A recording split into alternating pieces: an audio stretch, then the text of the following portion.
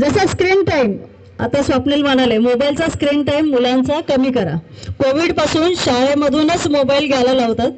मुलांची चुकी नाहीये, पण आपण पालक म्हणून मुलांच्या हातात आपण किती वेळ मोबाईल द्यायचा तेही आपल्यालाच ठरवायचंय.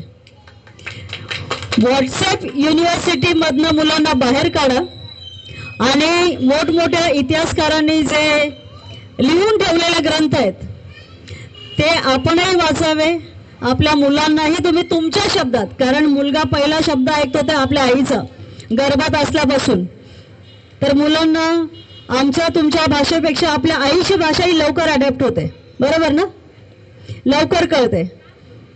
तर आपल्या आईंनी याचं नॉलेज घ्यावं आणि आपल्या मुलांना तुमच्या भाषेमध्ये, ज्या भाषेत समजेल, ज्या भाषेत मुलं ऐकतील त्या भाषेमध्ये मुलांना जास्तीत जास्त तुम्ही शिकवा.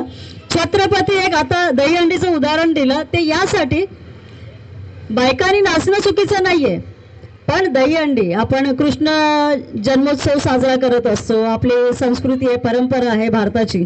आणि सध्या असं वातावरण आहे की संपूर्ण जगामध्ये भारताचं कल्चर पाहण्यासाठी देशामध्ये लोक येतात. आपल्या भारत देशामध्ये बाहेरचे लोक येतात आपलं कल्चर बघण्यासाठी. आणि आपण कुठे धावतोय? वेस्टर्न कल्चरकडे. आपल्याकडे कल्चरमध्ये एवढी विविधता आहे. आणि यासाठी हे बोलायचंय की छत्रपती आपल्या ह्या हिंदुस्थानमध्ये, त्यावेळेला हिंदुस्थान होतं, आता भारत देश आहे. हिंदुस्थान अतिशय मोठा होता. म्हणजे तुम्ही वाचला तुम्हाला कळेल किती देश आपल्या हिंदुस्थानमध्ये होते, नंतर ते वेगळे झाले. एवढ्या मोठ्या हिंदुस्थानामध्ये जेवढे छोटे मोठे राजे झाले सगळ्यांच्या दरबारात बायका नाचलेले आहेत. पण आपले छत्रपती एकमेव असे महाराज होऊन गेले.